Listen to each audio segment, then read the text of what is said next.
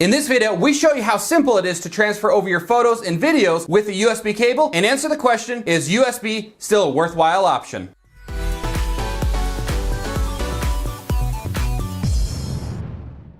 What's going on YouTube? It's about time that I made an updated video of this, and that's transferring your photos and your videos from Android over to PC, so let's jump right in.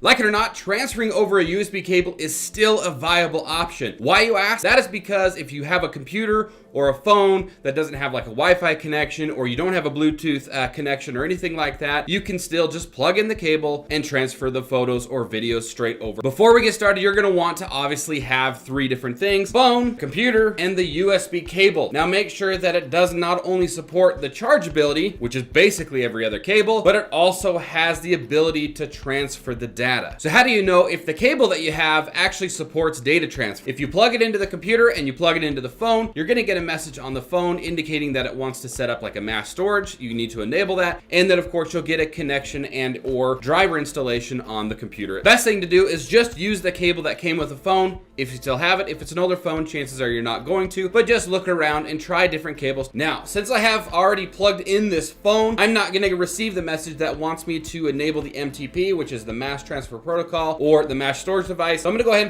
and plug it in, but you're gonna notice a sound. Pay attention to the sound. That's gonna indicate a connection, and then in the bottom right hand corner of this computer, you're gonna see that I have connected to the phone. If you don't get that, then you may want to try a different cable or check the phone settings that everything is enabled correctly. And then watch, I'm gonna plug it into the phone here. Boom, bingo bongo. We can see the connection, and in the bottom right hand corner, which is hiding behind me, you can see that it says select to choose what happens with this device, and it has connected to the phone. Now that we're connected to the phone, what we're gonna want to do is bring up a Windows Explorer. I'm just gonna click on the file, and it's gonna automatically take me to quick access, but I don't wanna be in quick access. I actually want to be in this PC. So along the left-hand side, click on this PC, and you notice that I am connected right here because it says the Galaxy S8 Plus, which is under devices and drives. If you don't have that, you may need to just maximize that in order to get that option. What we're going to do now is we're gonna go into the device that you plugged in, and we're gonna search for the videos or pictures that you have. Now I have two options in here. I have an SD card installed, but I also have phone storage, so I have pictures in both places. You may have the same. If we go in there, you can see the two different options. I have card, and then I have phone. Now, if I go into phone, you're gonna want to search for the DCIM. If you do not have an SD card, this is where your pictures and your videos are going to be stored, which is gonna be the DCIM folder, which stands for digital camera image. If you go into there, you've got camera, restored, screenshots. You can go into those and you can see the different types of files that are in there. If we backtrack a few, if you do have an SD card installed, the phone is going to default save your pictures and videos to that. So we're gonna go back a couple steps, and we're gonna go into card. Here's where things can get a little bit tricky. If you've had photos or videos on your phone storage and you moved them over to the SD card, chances are that you may have moved them to a different album, which is exactly what's happened in my case here. I moved them from the internal storage to the SD card, and I put them under album 1, so I have pictures in there. However, in this case, I'm going to go into DCIM, and then I am going to go into camera, and you can see that I've got the main pictures here for today's demonstration saved in this particular folder. So I'm going to either click and drag, Control A,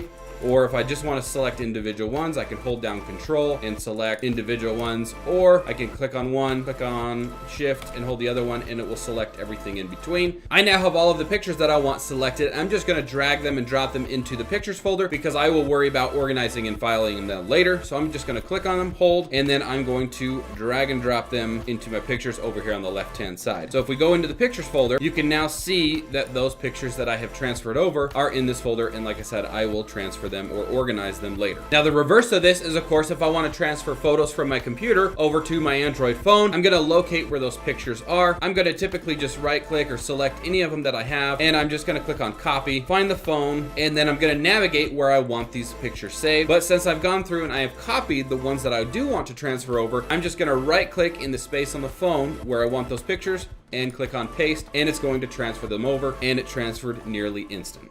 Thank you for watching the video and spending some time with us today. If you found the video useful or liked it, give it a like and a share. And of course, that brings us to our question of the day. Do you still feel like the USB is a viable option? Leave your answers in the comment section below the video. And of course, while you're down there, don't forget to smash, tap, or click that subscribe, as well as enable notifications for future videos. We will see you on the next one.